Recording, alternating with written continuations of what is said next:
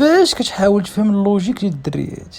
صاد شي دريات راه اصعب معادله اللي عمر شي عالم ما غادي يفكها. باينه شي قمه هذه العفريت. الا كنتي ظريف معاها غتقول لك انت طب امومي، ولا كنتي قبيح معاها غتقول لك ما كتعرفش تتعامل مع الجنس اللطيف. الا جبتي لها الكادوات انت كتثبت فيها باش تاخذ حاجتك، ولا ما جبتي لها والو انت ماشي سخي وماشي رومانسي.